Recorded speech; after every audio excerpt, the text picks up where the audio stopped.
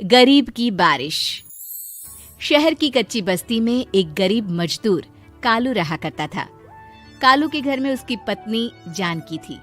जानकी लोगों के घरों में झाड़ू पोछा करके कुछ पैसे कमा लेती थी और वहीं कालू किसी तरह मेहनत मजदूरी करके 2 वक्त की रोटी का जुगाड़ कर लेता था।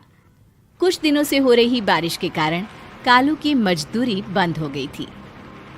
अरे जानकी, इस बार तो बरसात ने हद ही कर दी, रुकने का नाम ही नहीं ले रही। कुछ समझ में नहीं आ रहा, अगर इसी तरह काम पर नहीं गया तो 2 वक्त की रोटी का जुगाड़ कैसे होगा। अरे तुम चिंता क्यों करते हो, बारिश का क्या है, 1 आध दिन में रुक जाएगी और उसके बाद में फिर से काम शुरू हो जाएगा। अरे 3 दिन तो हो गए, बरसात तो रुक ही नहीं रही है और आगे भी रुकने के कोई आसार नहीं दिख रहे। तो क्या हुआ, तुम्हारा काम बंद हुआ है ना? मैं तो अभी भी लोगों के घर झाड़ू पोछा करने जाती ही हूँ। मेरे पगार से कुछ दिन तो निकल ही जाएंगे। अरे घर का खर्चा तो हम किसी तरह चला लेंगे जानकी, लेकिन ये जो छत टपक रही है इसका क्या करेंगे? ये बात तो आपकी सही है। हमारी झोपड़ी अब काफी पुरानी हो चुकी है और इसके छप्पर में भी कई सारे छेद हो गए हैं। रात भर पानी टपकता रहता है। अरे मैं भी इसी बात से बहुत परेशान रहता हूँ। कहीं किसी दिन ज्यादा बारिश आ गई तो हमारी झोपड़ी टूटकर बिखर ना जाए। राम राम राम, ऐसी अशुभ बातें क्यों करते हो? अरे ऐसा कुछ नहीं होने वाला। ये झोपड़ी ही तो हमारा सब कुछ है। अगर यही नहीं रही तो हम जाएंगे कहाँ? ठीक है जानकी, जब तुम्हारी पगार मिल जाएगी तो कुछ पैसे बचाकर झोपड़ी के छप्पर की मरम्मत करवा लेंगे।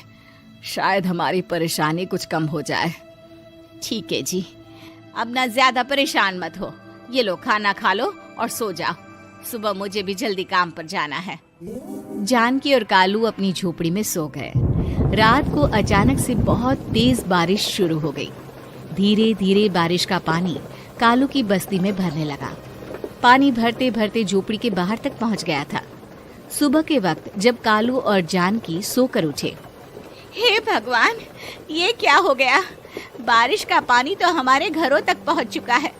अब मैं काम पर कैसे जाऊंगी? रहने दो जानकी, तुम आज काम पर मत जाओ। ऐसे पानी से निकल कर जाओगी और बीमार पड़ गई तो लेने के देने पड़ जाएंगे।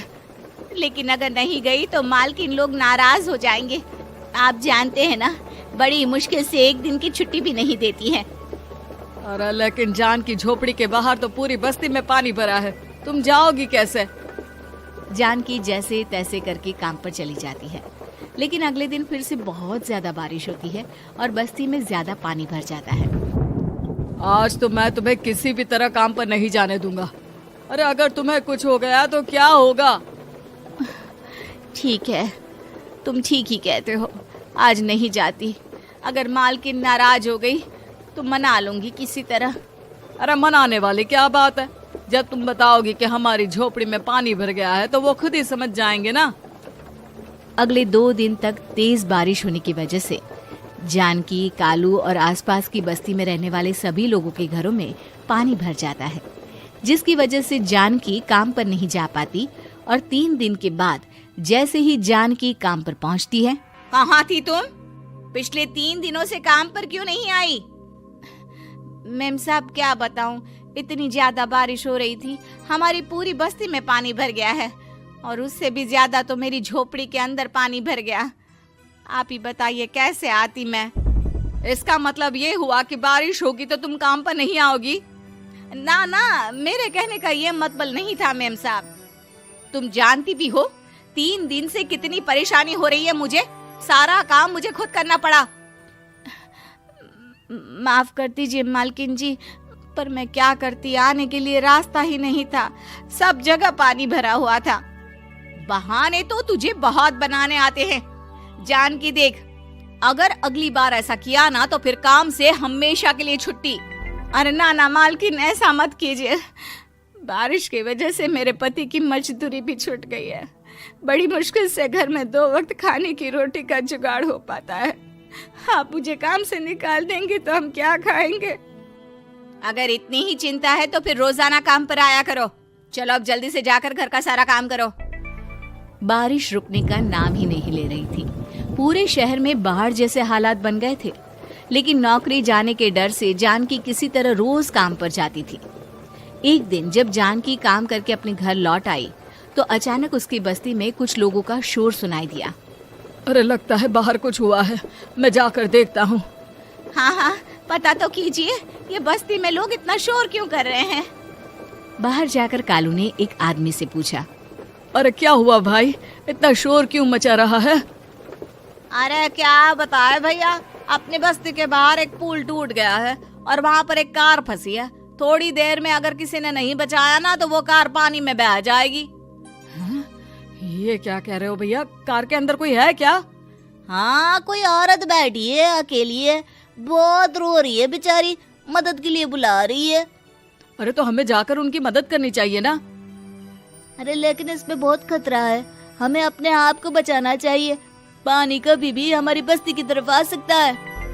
अरे तुम्हें नहीं चलना तो मत चलो, लेकिन मैं तो जाकर उस औरत की मदद जरूर करूंगा। कालू उस जगह पर पहुंचता है जहां वो औरत कार में फंसी हुई थी। वहां पर पानी का बहाव बहुत तेज था और सारा पानी कालू की बस्ती की तरफ ही आ रहा था। कालू ने एक बड़ी सी रस्सी को पेड़ से बांध दिया और दूसरे सिरे को कार की तरफ फेंक दिया और उस औरत को रस्सी के सहारे बाहर आने के लिए कहा। तभी वहां जानकी भी दौड़ती हुई आई।